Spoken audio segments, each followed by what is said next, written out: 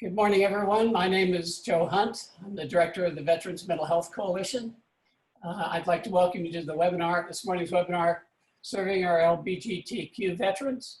Our speakers are Ashton Stewart, Program Manager at Sage Vets, John Tatarakis, Local Recovery Coordinator at the VA New York Harbor Healthcare System, and Dr. Amanda Spray, Clinic Director at Stephen A. Cohen Military Family Center at NYU Langone. Given this is Pride Month and PTSD Awareness Month, and in that our consciousness has been raised around inequities in our society as a result of recent events, I think it's a perfect time to focus on one of the veterans communities that has not received the attention it deserves. But before we get started, let me give you a couple housekeeping or Zoom keeping pieces of information. Everyone except the presenters are muted. Chat with individuals is also disabled. Any chat will be with everyone. If you want to control your screen view, it's within your capabilities on your personal computer. If you have any questions, please use the Q&A facility. The speakers will watch that, and if it's appropriate for them at the time of their presentations, they may answer your question. If not, at the end of this session, we will have a Q&A period, and we've designed this session so that we have plenty of time for Q&As at the end. At the end of the entire webinar, you'll receive copies of the slides and links to the recorded presentation. This may take a few days, along with answers to any questions that we weren't able to cover.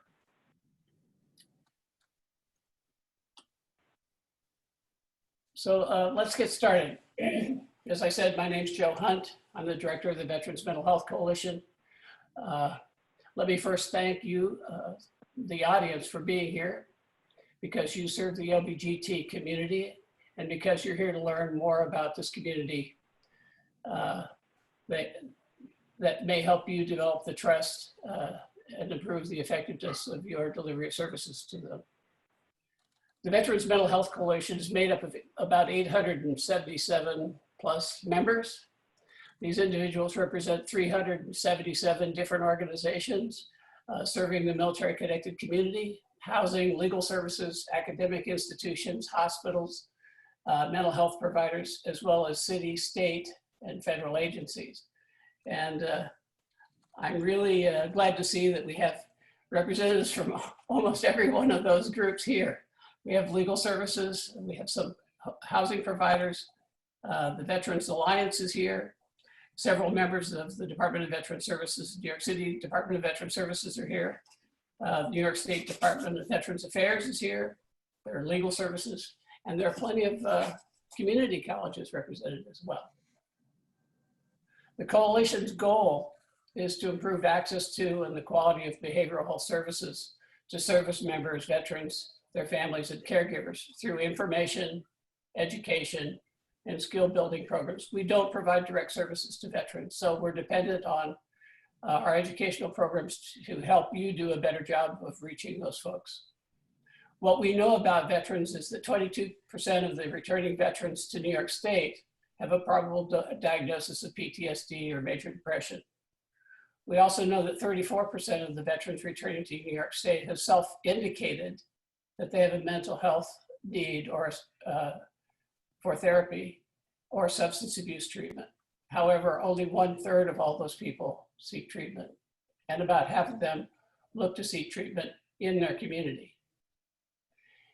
And we know that death by suicide is our failure to relieve people we serve from the depression and isolation associated with trauma, mental health, mental illness, and substance use. We also know that veterans tend to forsake their own mental health because they have other priorities.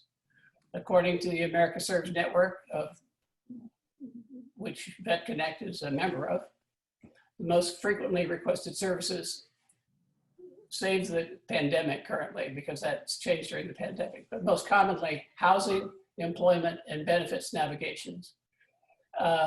these services accounted for 49% of all requests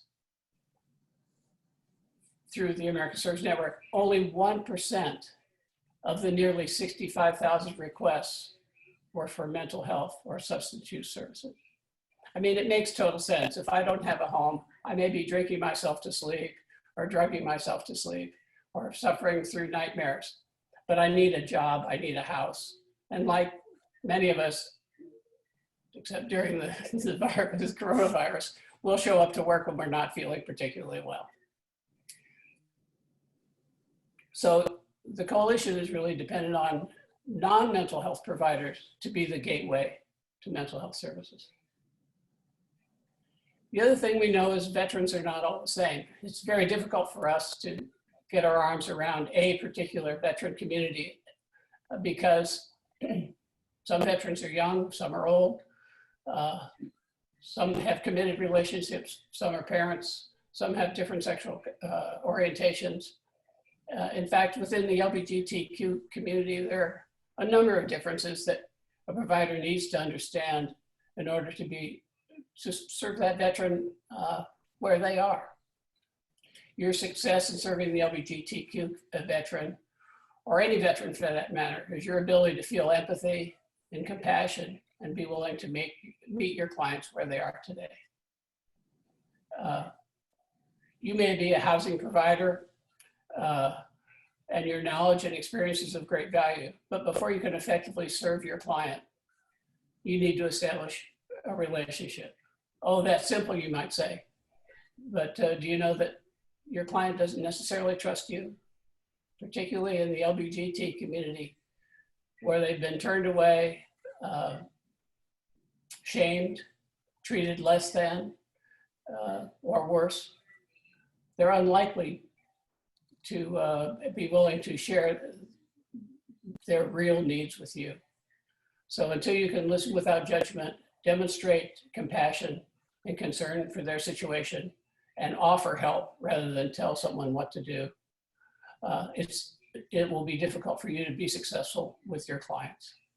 I hope today's webinar will give you great insight and empathy for the experiences of the LGBTQ veterans, cause you to think about how you interact with your clients, and enable you to be more effective in serving them going forward. Our first speaker is Ashton Stewart. Ashton. Well, thank you so much, Joe. Thank you, and thanks to Vibrant and the Veterans Mental Health Coalition in New York City for hosting this very important event. Everything you just said is exactly why we are here today. I'd also like to take a moment to thank our other partners who are here today, Stephen Cohen Military Family Center and the Manhattan VA. And thank you for all of you who are joining us today, many of you who I've worked with very closely throughout the state. We've also have some veterans here joining us today who I've worked with, and some other friends who are joining us for the first time. So please know that we're very grateful for you taking the time to be here, and please ask questions. That's why we are doing this today. So Sage Vets, we're celebrating Pride Month, as Joe said, absolutely. We're also celebrating Juneteenth, and we're observing the fact that this is PTSD Mental Health Awareness Month. Sometimes that gets a little overlooked because there's so much other exciting things to celebrate in the month of June. SAGE, which stands for Services and Advocacy for LGBT Elders, was established in 1978 to address unique challenges that elder LGBT people face. This includes discrimination, violence, isolation, which all leads to general distrust of mainstream institutions that could include family, who sometimes outcast people from their very own family household when they come out as identifying as LGBT. Certainly religion, police at times, and healthcare also at times, especially with the new reconfiguring of the Affordable Care Act, which we'll touch upon a little more later for transgender people. About that still. And the other mainstream institution that has a lot of distrust from LGBT people is the military, for those who have served or know family members who have served. So since 1978, SAGE has flourished and become a national organization providing supportive services and social services to LGBT elders, also LGBT-friendly housing was one of their newer programs. And we have a robust care management program that includes a team of empathetic social workers who work as care managers and just take that extra step to make sure individuals are getting the services that they need to live well. And SAGE Vets, which is the program that I manage, came about in 2014. I've been working in this program for a little over 2 years now. It's a New York State program for elder LGBT veterans, 50 years and older, which is a little younger than most of the programs at SAGE. And it's for anybody that lives in New York State who identifies as LGBT, meets the age criteria, and has served in either the US military or the National Guard. And our purpose is basically a three-pronged approach: educate, advocate, and commemorate is how I describe it. We educate the public and providers about some of the unique challenges elder LGBT veterans face or have experienced during their service. We advocate for those individuals to make sure that they're getting access to veteran benefits and mental health support that will make them have better lives. And we commemorate their service. We march in the Veterans Day Parade. We had a really special event with one of our veterans who served in World War II, he's an acclaimed poet and author. And they made a short film about his heroic rescue from the North Sea when he was shot down. And it was amazing. And the film is just incredible. And we also worked with the State Division of Veteran Services last year to commemorate LGBT veterans who served during the Vietnam War and the Vietnam era. It was incredibly moving. Governor Cuomo provided proclamations for everybody that attended. This is the kind of work that we do and will continue to do. Because the history of discrimination against LGBT people in the military goes back officially to 1949, even though it existed before that unofficially. But 1949 is when the Department of Defense standardized their anti-homosexual regulations for all branches of the military. That was signed by President Truman at the time. And then in 1993, the Don't Ask, Don't Tell policy came about, which everybody who is familiar with it basically just kind of put it under the rug. We don't want to know, we don't want to talk about it, which isn't that helpful, but it really illuminated the problem of the discrimination, the discriminatory practices. It was sort of a mediation point because President Clinton did want to end the anti-homosexual policies altogether, but this was the negotiation that he was able to do with Congress at the time. Don't Ask, Don't Tell ended officially in 2011 with overwhelming support in the full legislature of the federal government. But the hardest facts about the discriminating policies, compounded by these unique challenges that I described, is that it can easily take a toll on an individual's mental health, and in the worst case, as Joe mentioned, lead to suicide. And that's something that anybody in the veteran space knows all too well. The statistic that 21 veterans commit suicide every single day. And that's just means that we've got to work harder to try to prevent that. And they've done a few studies to look at LGBT veterans to see if there's a little bit more ideation among that population. And they discovered in 2012 that there is. The American Journal of Public Health reported that more LGBT veterans reported suicide ideation compared with heterosexual veterans, which is attributed to perceived social isolation due to homophobia and heterosexism.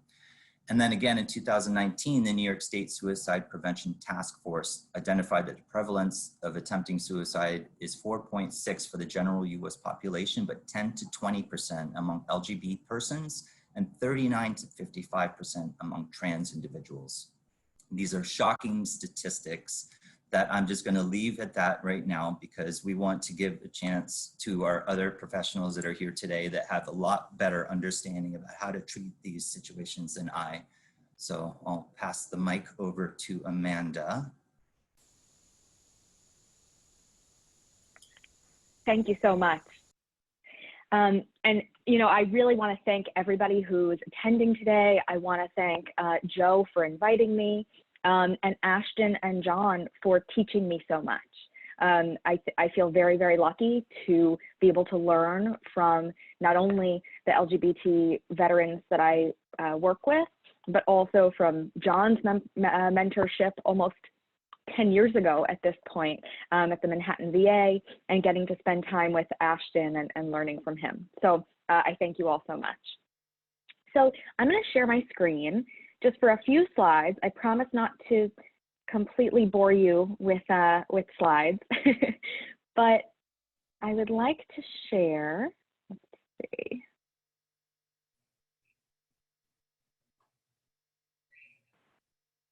Okay, how's that look? Great. Okay, good. Okay. So one of the things I just want to point out is, Ashton beautifully mentioned the challenges that the LGBTQ community has and the LGBT veteran community has. And I just wanted to point out something that, Joe also mentioned. I think this is a very diverse population and a diverse community. And I think that an additional challenge, an additional layer to all of this is it's compounded by the intersectionality of identities. So not only do you have the veteran identity, you have the LGBT identity, but you also have race, ethnicity, age, which we're going to be talking more and more about, gender, and other identities. And so all of this can really contribute to they call it the minority stress experience of being part of the LGBT veteran community. So just some additional stats here. LGBT individuals have a 2.5 times higher prevalence of mental health diagnoses in their lifetime, increased depression, substance use disorders, and suicide. And we do think these increased rates are due to the stress that's placed upon them due to the explicit and implicit discrimination they face. I want to point out transgender veterans without severe mental health diagnoses have a completed suicide rate that's equal to veterans with serious psychiatric diagnoses such as schizophrenia, major depressive disorder. That's important. That's putting them at much increased rates of these, we call them poor outcomes. Transgender veterans who completed suicide did so at a younger age, and 60% or more of transgender veterans had experienced suicidal ideation as compared to the general public.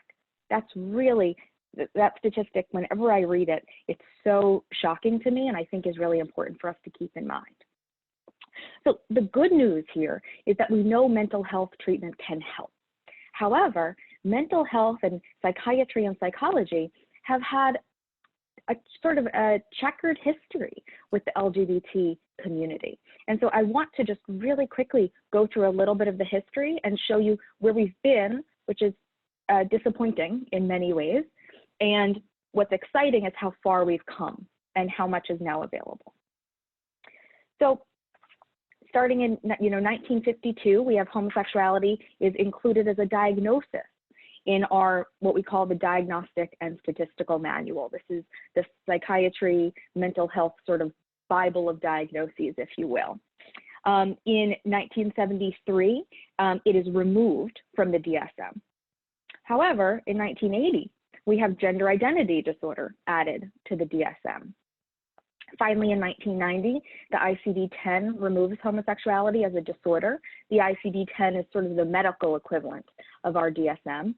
And then finally, in 2013, gender identity disorder is removed, which is a good thing, but it is modified to gender dysphoric disorder. And I want to tell everyone a little bit about the diagnosis of gender dysphoric disorder, because it is still pretty controversial, which is probably correct for it to be controversial, and I want to tell you all about it. So gender dysphoric disorder is the new diagnosis in our DSM mental health Bible, and it requires at least two of the following. So a strong desire to be of a gender other than one's assigned gender, a strong desire to be treated as a gender other than one's assigned gender, an incongruence, so a mismatch between one's experienced gender and one's sexual characteristics, a strong desire for sexual characteristics of a gender that's different than one's assigned gender, a strong desire to be rid of one's sexual characteristics due to that incongruence, and a strong conviction that one has the typical reactions and feeling of a gender other than the one they were assigned at birth. So what's sort of tricky is that this is a disorder when the symptoms begin to clinically interfere, so significantly interfere with someone's functioning. Then a diagnosis can be made. But gender nonconformity alone is not a diagnosable condition. So this is problematic in a few ways. It's problematic because this is still pathologizing, right, the experience of being transgender, the experience of having a mismatch, if you will, about the gender that you experience versus the sex that you were born with. However, the DSM revision committee, so there's a revision committee every about 10 years that revises this diagnostic statistical manual. They decided to leave it in the DSM because this diagnosis is still required for treatment by most insurers. So the intention was depathologize, so take away the stigma of having an incongruence between one's gender and sex, but they felt like they couldn't completely eliminate it because of the need for insurance coverage.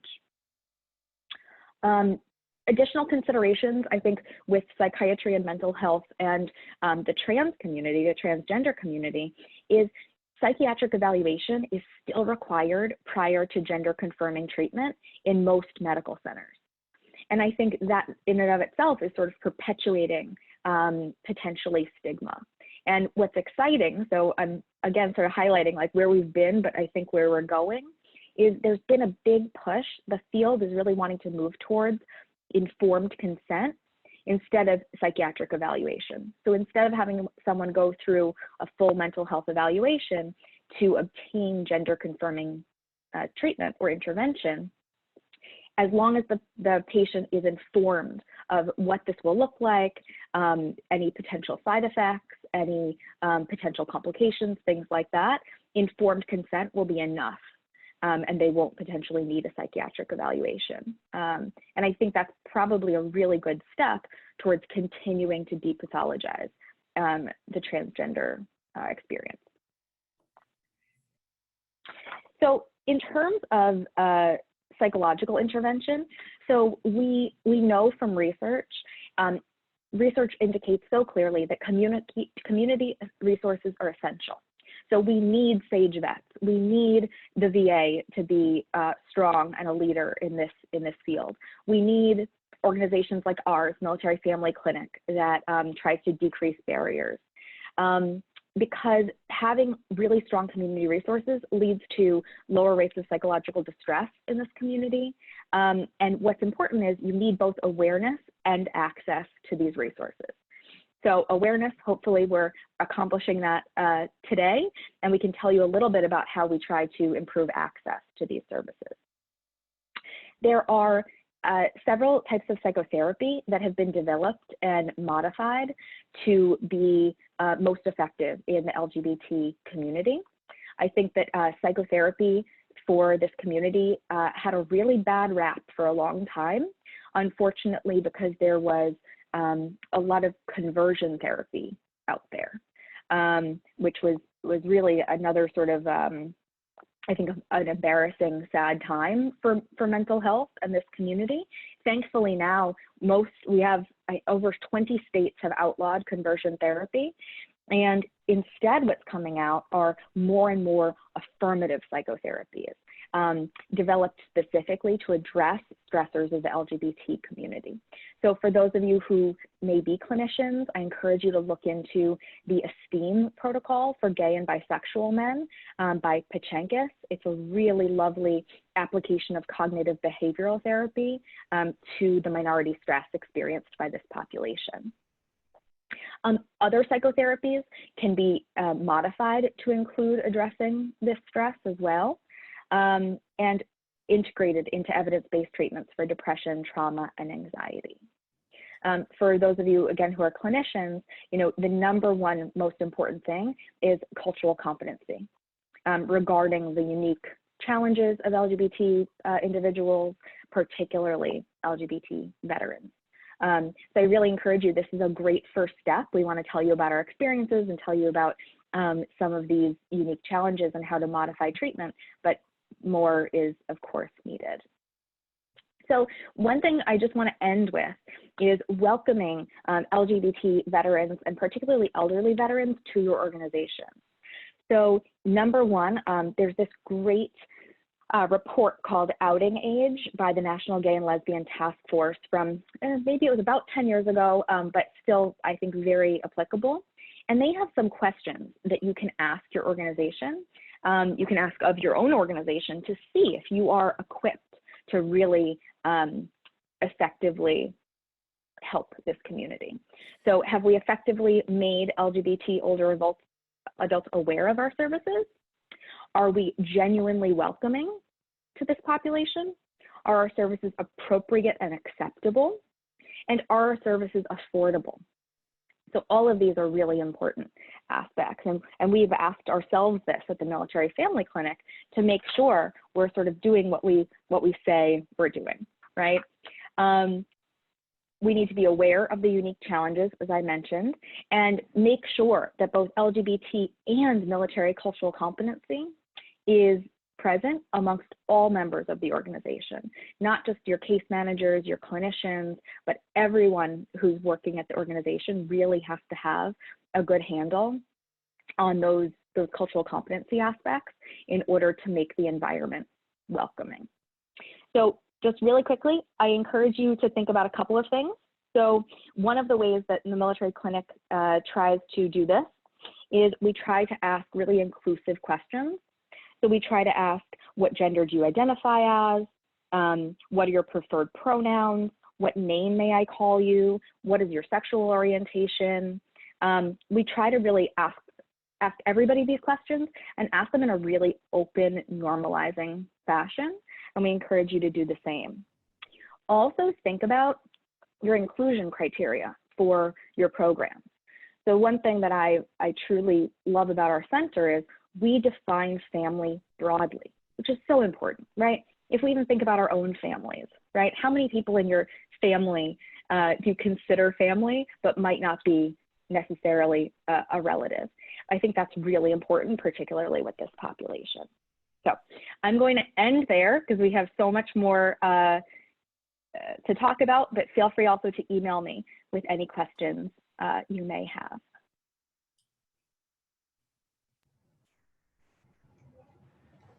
Thank you. Thank you, Amanda. I think it's I'll be presenting next.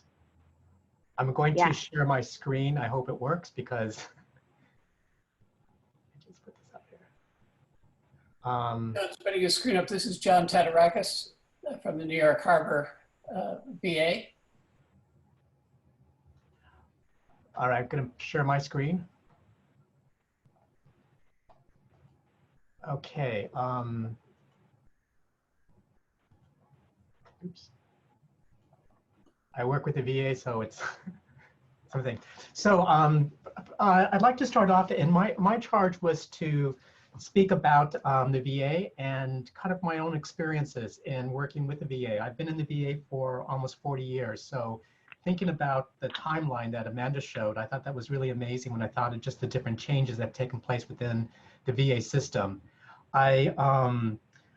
I wanted to kind of give some perspective on some of the changes the VA has made, some of the opportunities.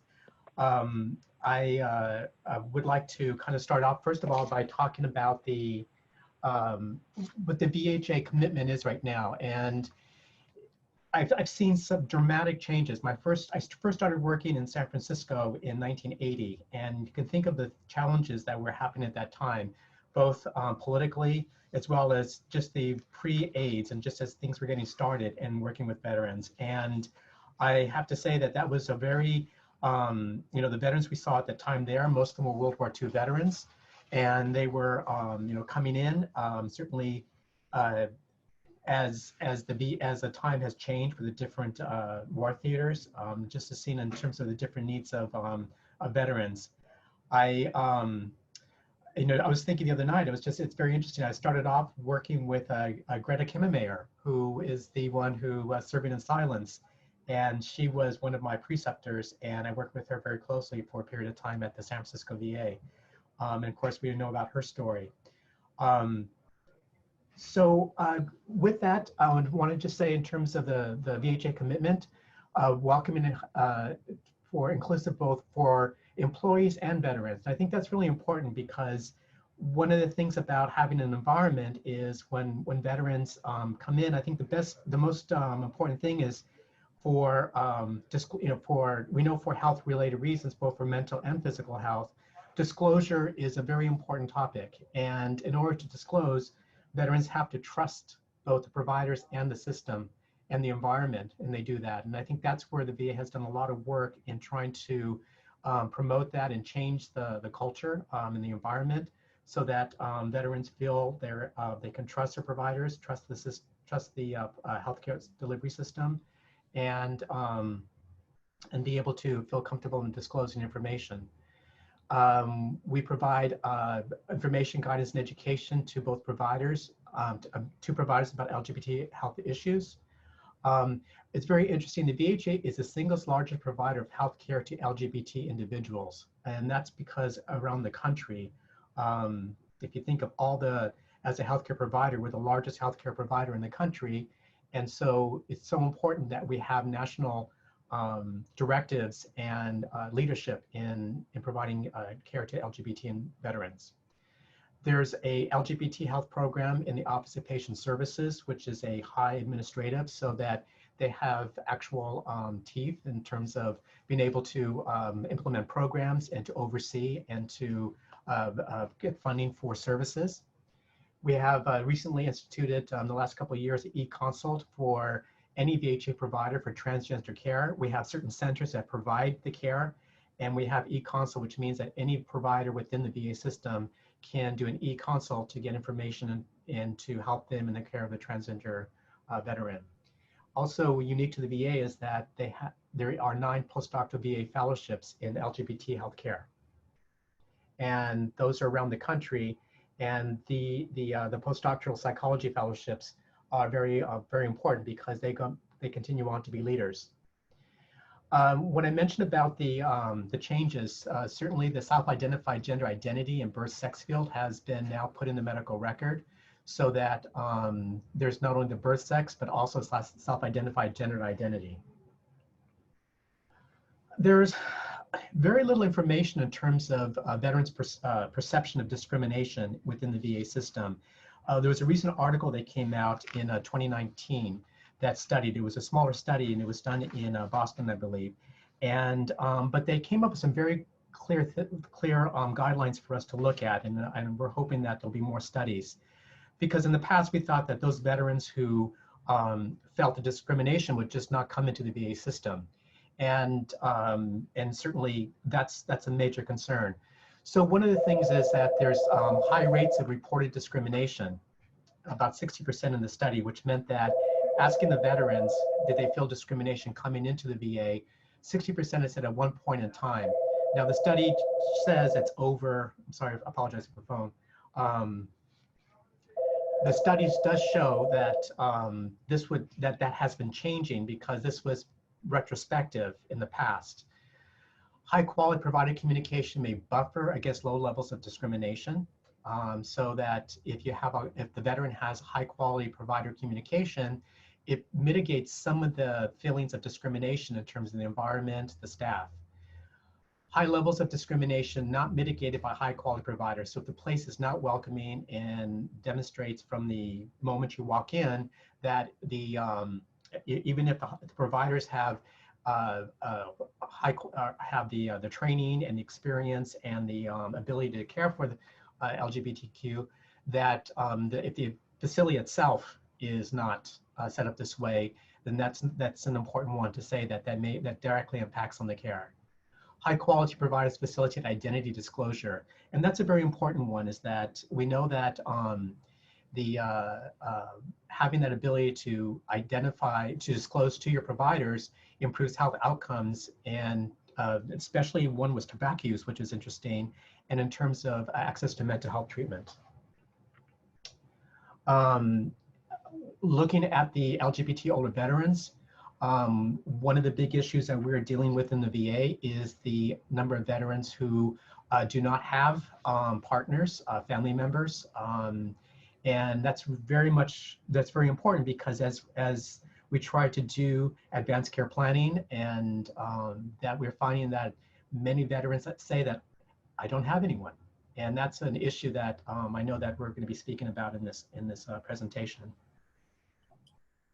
So social isolation is a to me, it's become very so prevalent, or so noticeable rather, since we've done this COVID, the measures we kind of take for COVID, which has severely restricted the number of veterans coming into the VA. So we're doing many things by telehealth and telemental health. But speaking with veterans, as I called for my veterans, often they'll say, "You're the first person I've spoken to in 2 weeks," and I think that's something that we're really trying to work with. I work with a peer support specialist in mental health who has been contacting veterans who are considered high risk or for isolation, just to make sure there's a contact. So it's not necessarily a therapist appointment, but rather it's a check-in just to make sure that their needs are being addressed. Some of the challenges with our veterans, as I mentioned before, the advanced directives, certainly with COVID, it made it very much on the forefront of making sure that we speak with veterans about their care. Healthcare proxy, who do they designate? Many times family members have not been in contact with a veteran for many, many years.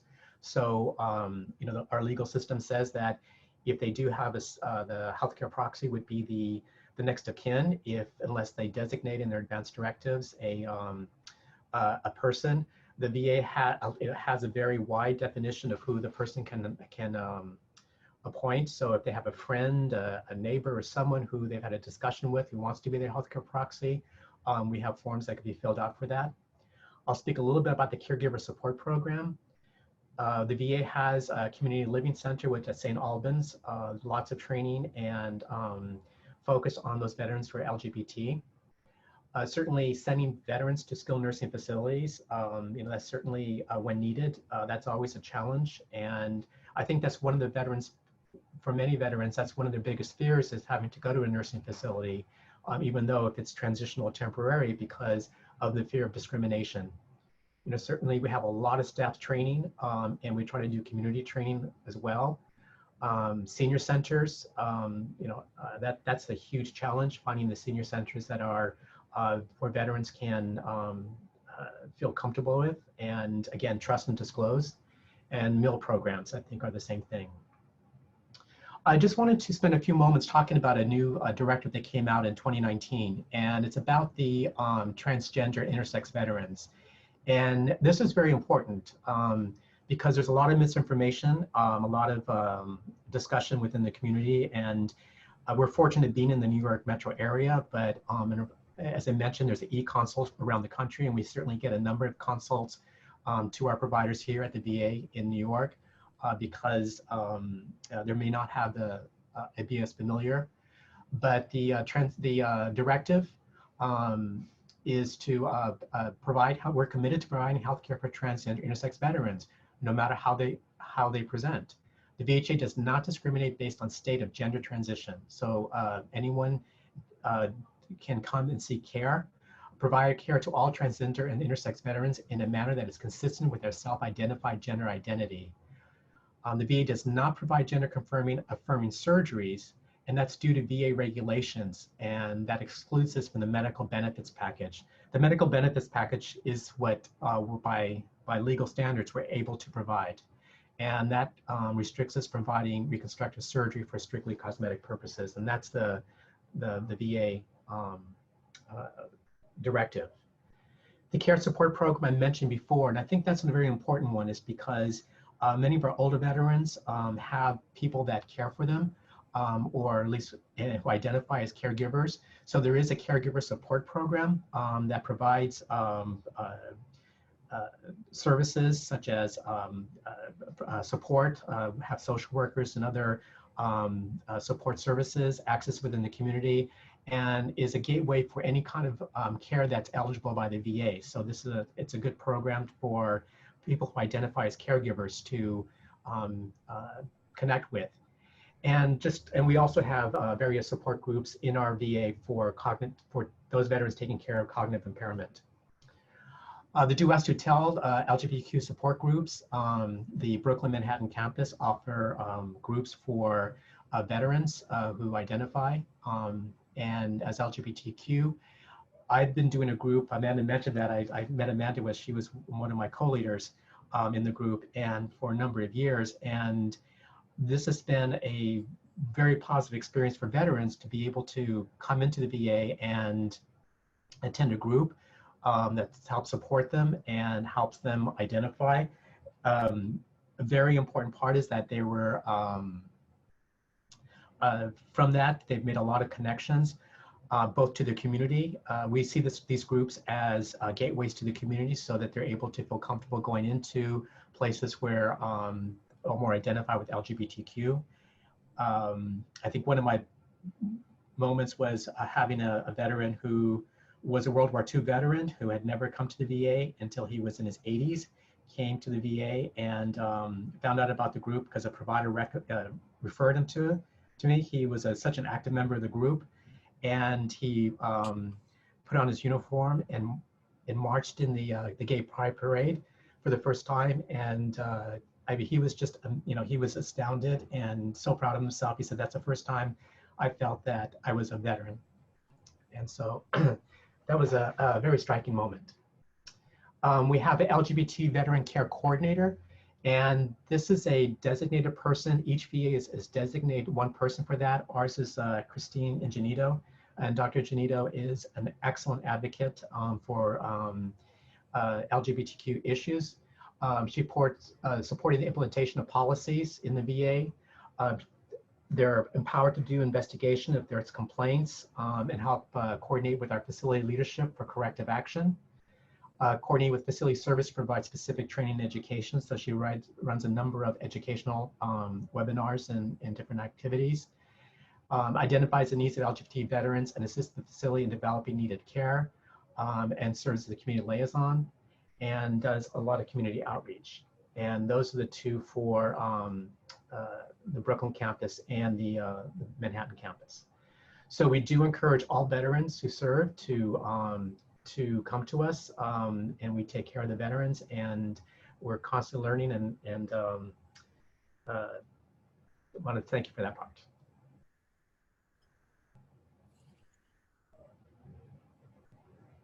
Great, thank you, John. Thank you. Can we all come back on with our screens? If you have questions of any of the speakers, please use the Q&A at the bottom of your screen, and we'll answer as many as we can. While we're waiting for your questions, I wanted to mention that the Veterans Mental Health Coalition will be announcing the launch of a library. We'll send everyone a link. We talk about cultural competence, and often when we talk about cultural competence, we only think about, we're going to learn about military rank and military life. But as I mentioned before, all veterans are different, and understanding a little bit of the culture of all the various subsegments of the veteran community is very important. So with the help of PsychArmor, the VA, and a number of other organizations, the coalition is going to launch profiles of as many subsegments of the veterans community, including the LGBTQ community, that you can review and refer to colleagues to get some insight into the profile of the members of those communities, and a little bit about what some of their mental health and substance use and just their general well-being needs might be. Also, I wanted to let you know that if you know a veteran, or if you have a client who is having a mental health issue or feeling particularly stressed, you can refer them to Thrive, NYC Thrive Well. The number is 888-692-7355, 9355. The service is available 24/7. In the last month, we've had 123 calls from veterans who were just looking to solve a problem or talk through a problem, not necessarily looking for a referral. And they typically call later at night and on the weekends. It's a great resource for a veteran that may just want to talk. If you're concerned about veterans' suicide ideation, then of course, the Veterans Crisis Line, 1-800-273-8255, 1-800-273-8255.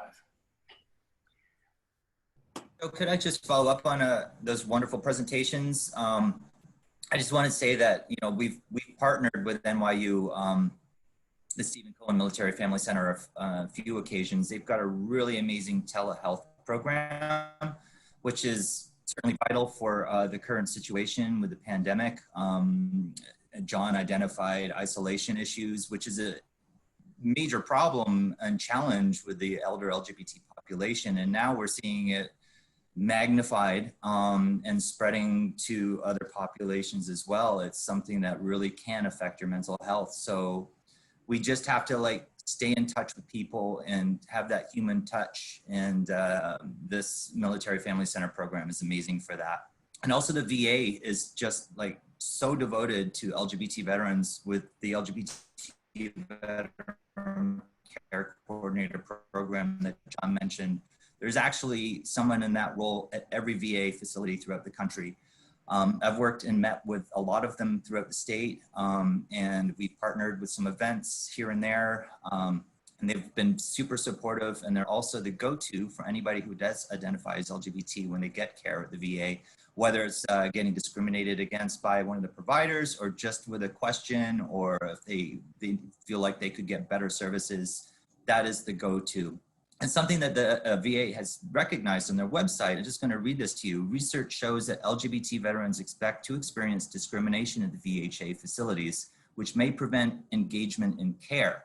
We've certainly found this on our side. And building that trust that you mentioned, Joe, is vital to try to encourage people who have had a negative experience, whether it's in the military or any sort of discrimination that they've experienced. Getting them to that first step to go to the VA is really difficult at times. So building the trust is super important. Sometimes having a conversation with someone like John or whoever's facilitating the LGBT Veteran Care Coordinator role is a first step in making that happen.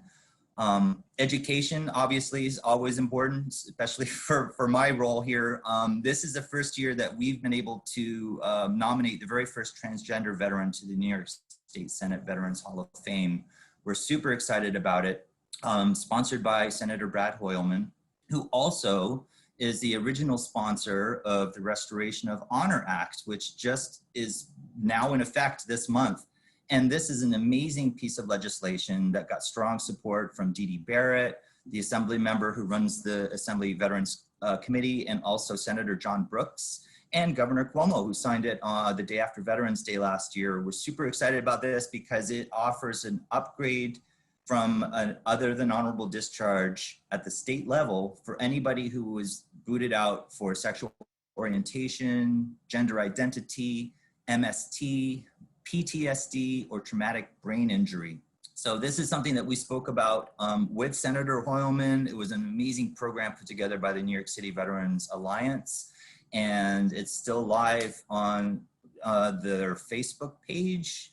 It was just really powerful. The State Division of Veterans Services, Benjamin Pomerantz was part of that program. He's one of the lead attorneys there, the Deputy Director of Programs, and he was explaining the process of applying for the upgrade. So it's a pretty simple process. If anybody has questions about that, please reach out to me, or you can reach out to the State Division of Veterans Services. I would be more than happy to talk to you about that and get you plugged in. And one more thing about the suicide thing, the fact that there's this strong distrust about the VA at times. The study that I mentioned earlier from the New York State Suicide Task Force showed that suicide rates are shown to be higher among veterans that do not utilize the VA for healthcare. And I think the big reason for that is that veterans have unique experiences that people at the VA will have a better understanding on how to address, rather than a civilian doctor or care provider may not be able to relate or even sort of get a clue from some of the indicators that the individual presenting, the person who doesn't have that experience working with veterans or as a veteran themselves can sort of get a clue on. And even more concerning is New York State ranks 5th in the nation for the size of its veteran population, and yet most of the veterans in the state do not receive their health care at the VA. So this is another big issue that we've been trying to address. Anytime that I meet a veteran, I'm always asking, are you enrolled? Would you like to be enrolled? Just to even get your VA ID card to get those discounts at Home Depot and Lowe's, it's important. You can take that first step. So I just wanted to throw those things out there before we continue. So we're coming close to our 11 o'clock. Time has flown by. We have one question. Well, we have a couple questions. One question is, has there been or are there any active studies on substance use among the LGBTQ vets compared to other vets? Does anyone have an answer? There's been little study for LGBT vets. It's starting to see an uptick in some of these studies. There was a study by the Center for CNAS this year that looked at minority veterans, and LGBT people were part of that study, but that was more for housing, social experience, and finance, like financial indicators. But I haven't seen anything myself, but I would love to get my hands on that because it's really important. Yeah, I'll look into it. I'll do some research and I'll share that separately when we send out our links. The other question that came up is directed to John, asking for clarity about whether gender identity disclosed there was a correlation to tobacco usage. Was that the connection? Well, this was a small study, and it's one of the first of its kind. It was a pilot study, and what they were looking at was that the incidence of tobacco use was higher in the LGBT, those who identified as LGBT population, and that they looked at the correlation with those who reported a positive experience with the VA and with their provider were able to have a lower rate of tobacco use. And that's just one of the health factors. And I think that what they were looking at were just measurements of health in general. And so I think the study was just trying to find some correlations between they were certainly looking at substance use also too, but more the veteran was more willing to engage in smoking cessation programs if they had a more positive relationship with the VA. Great, thanks, John. Here's a question from Carly. In the social work profession, we talk about switching from cultural competency to cultural humility or humbleness, with the idea that a provider can never be 100% culturally competent because they are not directly experiencing what the client is going through. Do you think it would be important to make the switch? And when working with veterans in the LGBT population as well? I think the obvious answer is of course. And one of my favorite new terms to suggest to everyone who serves the veteran community. I'm sure that people on this in the audience serve more than one type of veteran, and I'll challenge you all to look up the term cultural dexterity. cultural dexterity. I think we all have to have a little more empathy and understanding of someone's community. Certainly, I can empathize with the pregnant woman, but I'm never going to know the experience. I think it's the willingness to use your emotional experience and demonstrate your interest in helping someone solve a problem that is going to help you build trust. Your specific skill is important, of course, but if you don't have the relationship, I think you'll be less than successful. Amanda, I see you want to say. Absolutely. I totally agree with what you said, Joe. And I love this idea of cultural humility or humbleness. I really like that. I think that's a great way to think about it. I think, cultural competency, I think competency is such an interesting word, right? Because we're thinking about, do we have enough to adequately, right? It's almost like adequate. Like when I'm saying, okay, I think that I have cultural competency working with LGBT veterans, I'm not saying I have expertise. No way. No, and I think I'm super clear about that, right?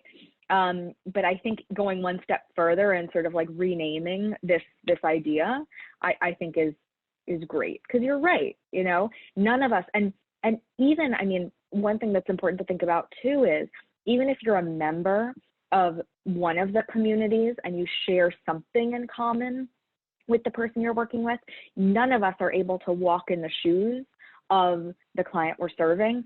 Even we could have demographic variables that match. We could have sexual orientation that match. We could have all of these things that match, but still we're all so different and everyone's experiences are so different. So I love that, Carly. I'm gonna use that, if it's okay with you, and encourage we think about it in that way moving forward. Okay, we've run out of time. We're actually a minute over, but we have one last question from Daniel, and it was for John, but I think it's open to anyone. What, if any, is the outreach on LGBTQ services with the caregiver program, PCAFC, for those taking care of veteran family members? We have I'll post the number. I'll have this on the slides that will be sent out. I'll post the number for the program. They've done some webinars, specific to the LGBT community, and I will also post a link to that too, some information on that, because I think that's a really important question, and being able to to reach out to the community is so important. So yes, I'll post that information. I want to thank our esteemed panelists for sharing their information and experience with us. And I want to thank those of you who joined the webinar for your interest in knowing more about the LGBTQ community. Joe, sorry to interrupt, Joe. I have a quick question. I'm just wondering, do we have until 11:30? I just see all these great questions coming in. I don't know. Was that a misunderstanding on my part? I'm sorry, you're right. I'm cutting it short. Thank you. He's showing us the door. Oh, I'm sorry. No. I'm surprised there's not music being played. We're going to be played off the stage. Being played, it'll be played for me. So let's go to the next question. The question is, I get questions, this is from Courtney. I get questions from lesbian married veterans about medical care and assistance with having children getting pregnant. I'm not sure how it works with the VA service-connected vets. I am not 100% sure if the VA recognizes same-sex marriage to assist them with having children. So just to clarify the question, is the question about the veteran receiving care, or is it the spouse of the veteran?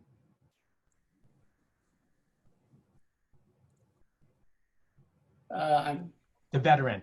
The VAs every VA has a women's health coordinator, and also has access to OB/GYN services and women's health clinic. We also will do, we have some, ability to work with other facilities that there's more specialized care. but there is a, we don't do, we do follow for pregnancy. We don't deliver at the VA, but we have the women's health coordinator. There's a OBGYN NP and a physician who are on staff.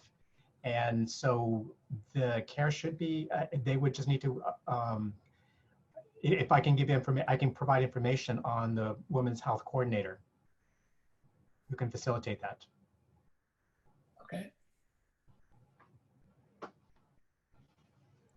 I have a question, John. You have been, you're a trailblazer when it comes to starting LGBT programming at the VA long before the LGBT Veteran Care Coordinator program began at the VA. Can you just talk a little bit about that and how it was to begin that group and how it has evolved? Thank you, Ashton. So the group started probably about 20 something years ago. And it originally started within the psychology program because we had two psychologists who noted there were a number of veterans who were identifying or disclosing their status, but still had a lot of issues with that in terms of being acceptance. And this was during the, for the older veterans, the isolation was the one that really started this. Because veterans are very isolated. One of the things I found out early on was with veterans who, when they're in the military, prior to Don't Ask, Don't Tell, or that there was a lot of camaraderie in veterans, especially the World War II veterans. They had a lot of camaraderie. They spent a lot of time together. Many veterans said that they had a, they were very connected with the troops they were with. However, when they came back home, that connection dissipated because they were not welcome at the VFW halls. They were not welcome in other areas where veterans normally went. They felt that there was a lot of discrimination, especially because they were not married, they didn't have children. And so they became more and more isolated. And when they started coming to the group, they found that reconnection again. Of being with other veterans and being able to talk about their life in a very honest and open way. And I think that was very healing for many people, was to actually invalidating to talk about their life and in a very safe environment. And from the group, it also started to expand for more veterans to disclose to the providers their sexual orientation, and also to reconcile with their family members, where many veterans had never told their family members of their sexual orientation or their status. And so it became a way of practicing the skills, of reconnecting and validating experiences. It was interesting, Amanda said, you know, everyone has a unique experience, and that's so true in the group. Even though we have a group of veterans, each one had a different experience depending upon the service you're with, depending upon the era. So it served a very important function for veterans.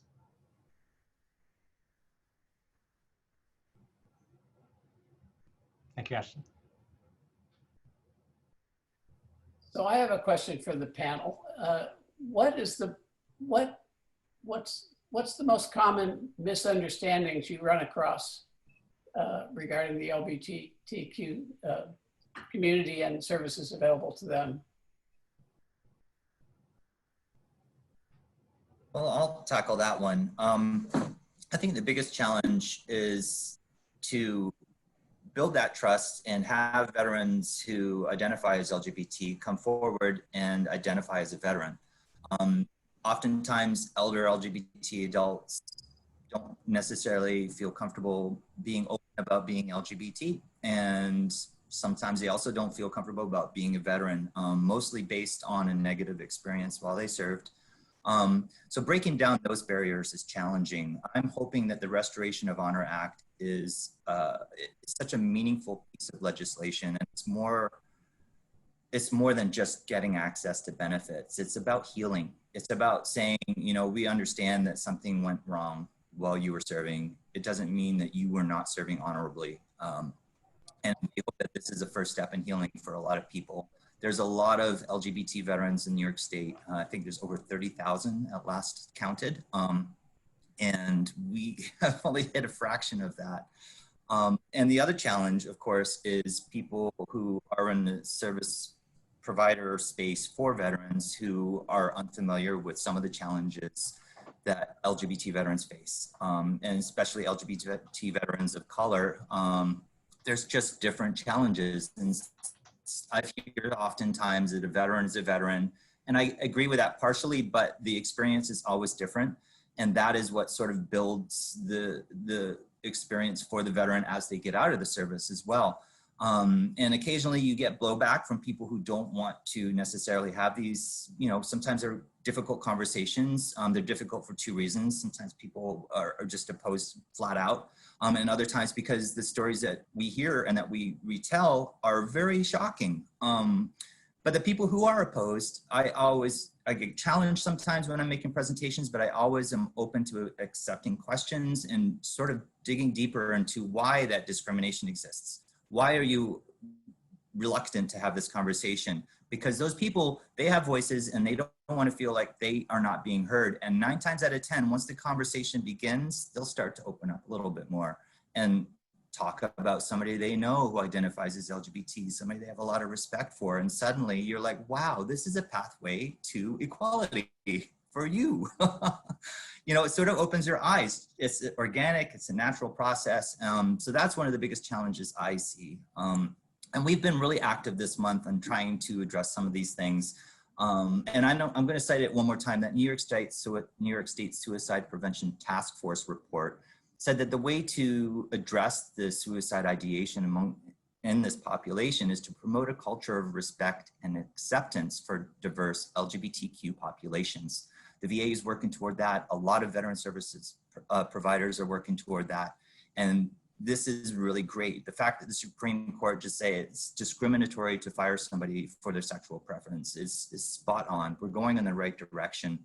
A couple other programs that we're doing this month. On the 25th, we're partnering with one of our legal partners, VOLS, the Volunteers of Legal Service, to talk about life planning for LGBT veterans and spouse benefits. And that's going to be on Zoom. I'm going to post it in the chat here in a second. And on the 29th, we're doing a very special event with the Intrepid to talk about the shortcomings of military museums and how they don't have a lot of objects or stories from LGBT veterans. We have an archive that we've been trying to get housed at a museum. The State Division of Veteran Services is helping us out with that. Again, that's going to be on the 29th at noon. I'll post the information for that. And if anybody has follow-up questions, please always feel free to reach me. I'm Ashton Stewart, and my email is astewart@sageusa.org. And of course, I'll post that too.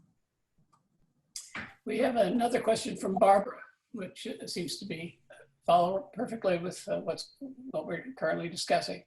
As mental health providers, where do you think compassion and love for one's fellow human beings applies in addressing any concerns or interacting with a diverse population of veterans?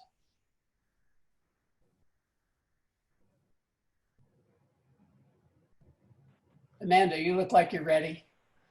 Yeah, I would say it is necessary, but I'm not sure it's sufficient. I think that, I think as mental health providers, many of us go into this because we have this compassion and this desire to help and this love and caring for other people. And I think that we need to lean into that and use that to remain curious.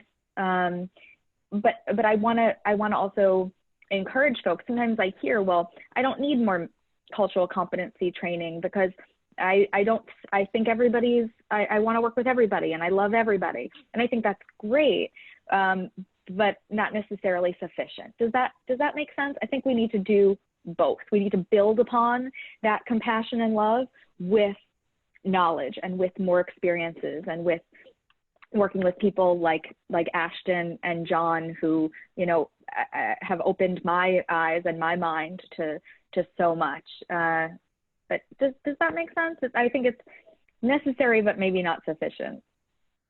I agree. Actually, from my own experience, I'm a Vietnam veteran.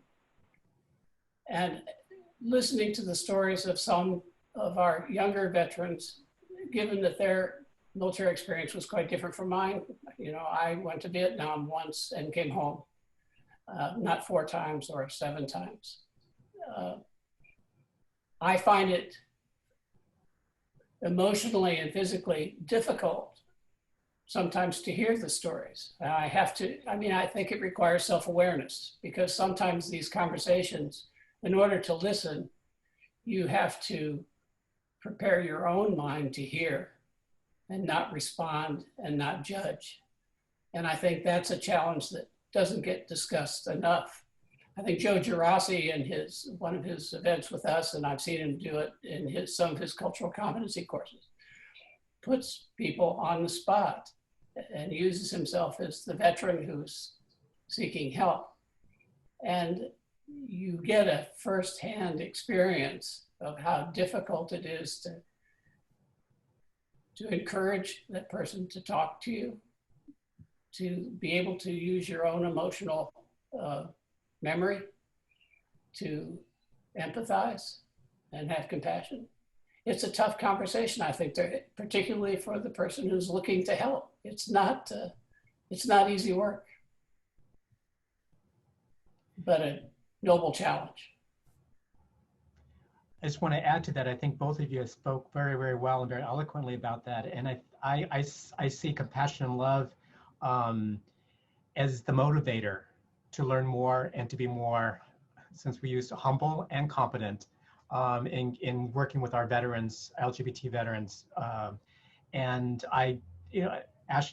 what Ashton has done in the years he's worked with the SAGE has been incredible. And the partnership. And I was just struck when you spoke about the museums, the archives of the memory of things. And I think that's a big challenge, because unless people see and understand and see it in the context of part of where it fits in, it's not a separate group. This is part of the thread of this huge tapestry of the military experience. And I think that's where, for veterans, in my experience, is that they've contributed so much, and yet they've been so silent and hidden. And I think that's the work you're doing is so meaningful.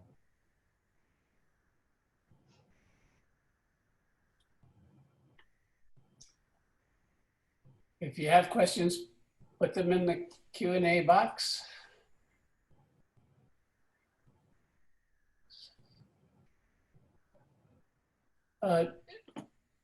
Ashton, do you want to talk more about the Restoration of Honor Act and the benefits, where people might get more information about the benefits New York State's made available to the LGBTQ veteran? Sure. The portal is open now on the State Division of Veteran Services website, and I should post that.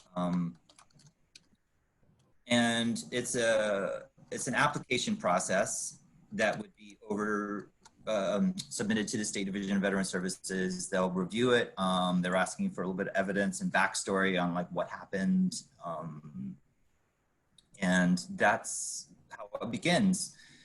There's, I believe, I've heard 50 and I've heard 70 benefits at the state level that would be available to those who have an honorable discharge. I don't have that list in front of me, but I do know that one of the main impacting benefits is for those who have worked for the state and retired. There's a 3% pension that is only available if you have an honorable discharge.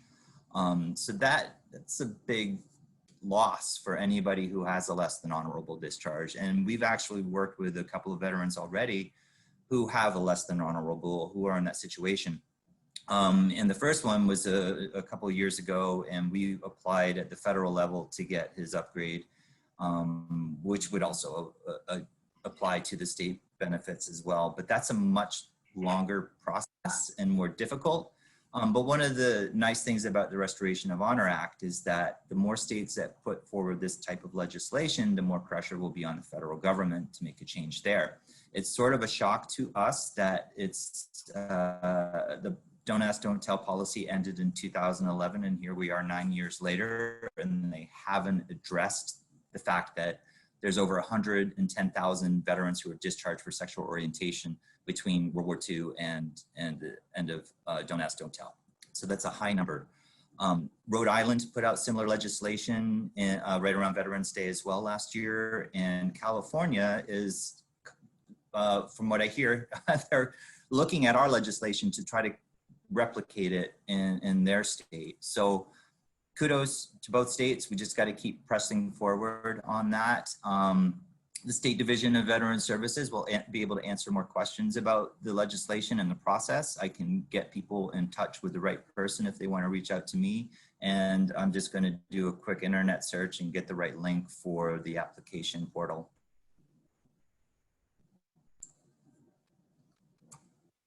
So taking it one at a time, where do we go from here? John, you want to start?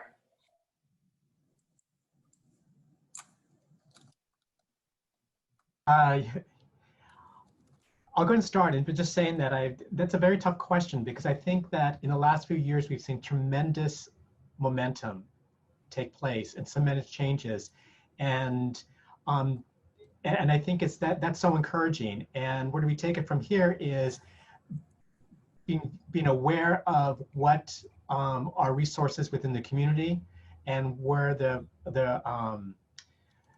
I think what's really hard for us is we feel like we have so much to offer, but trying to reach out to veterans and be there when they need us. And I like the point of there is no door is the wrong door to enter into.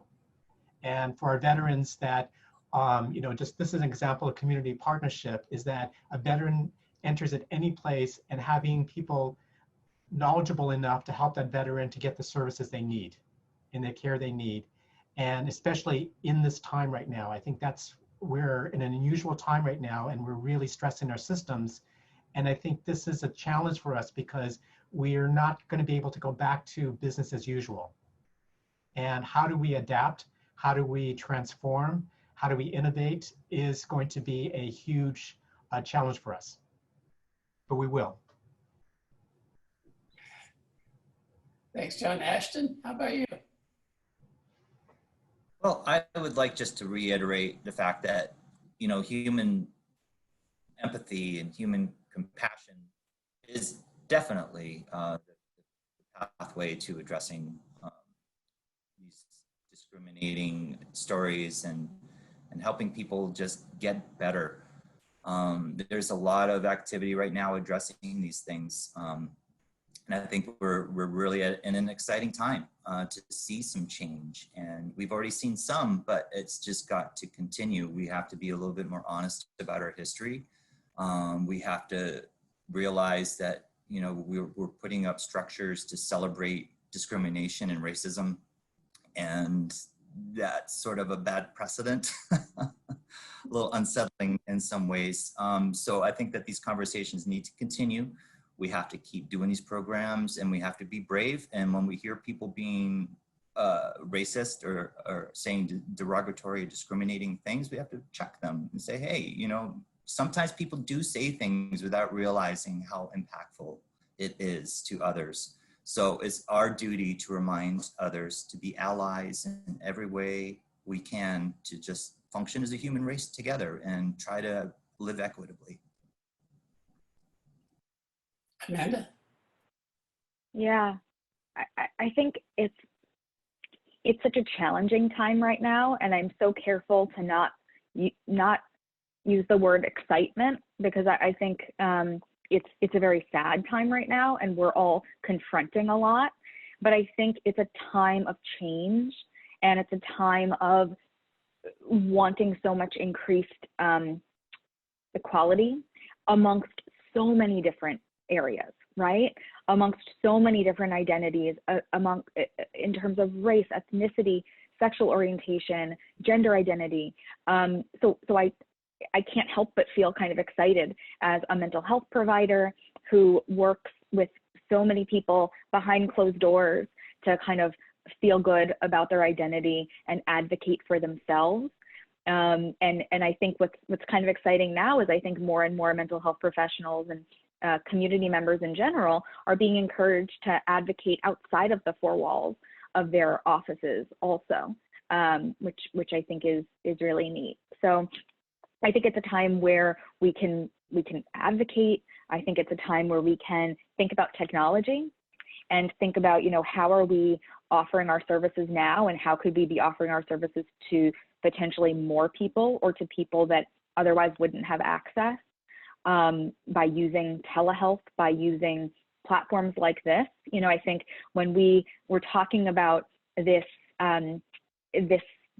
event, we were talking about leading it in person, right? We were going to do this in person. This was pre-COVID. And I think we adapted, and I think that's great.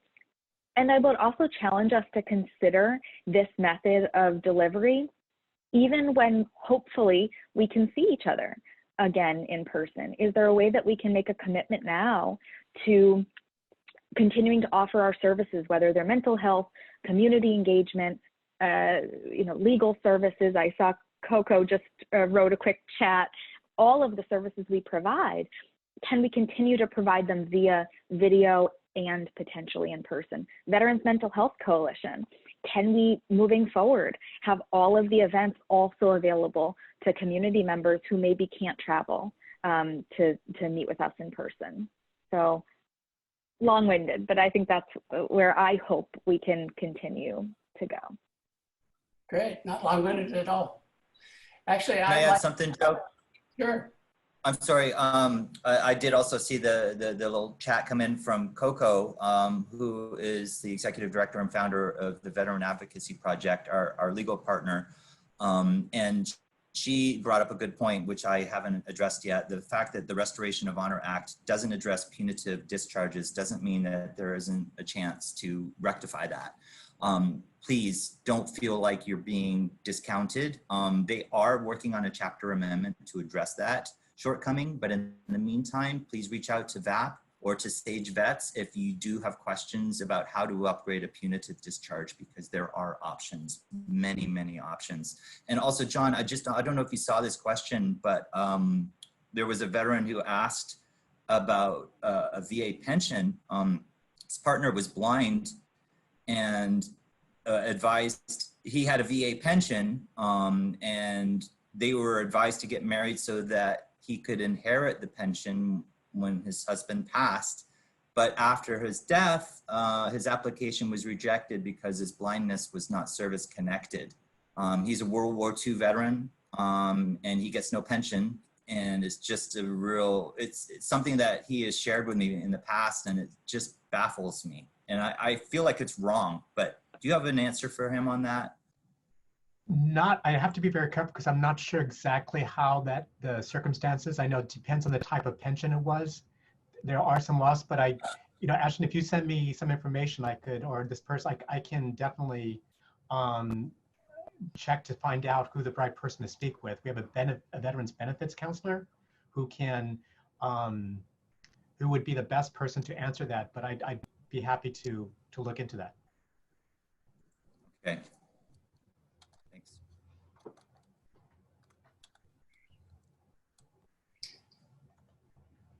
Well, I'm going to do it. I'm going to do it again. We're now at 11:28, 2 minutes from our closing time. Any of the chat questions or any of the Q&A questions that we haven't answered, we'll do our best to organize the answers for, and then provide them along with the link to this particular session.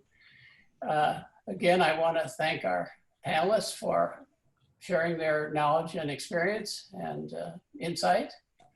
And I want to thank the audience for taking the time to learn more about the LGBTQ community. And I wish you well in your practices with this deserving group of veterans who've honorably served our country and unfortunately suffered, particularly those that have suffered less than honorable discharges as a result of no fault of their own. So with that, I think we'll close today's meeting unless any of our panelists have something else to say. Thank you. Thank you all. Thanks for having us. Thank you. Thank you. Joe. Bye now.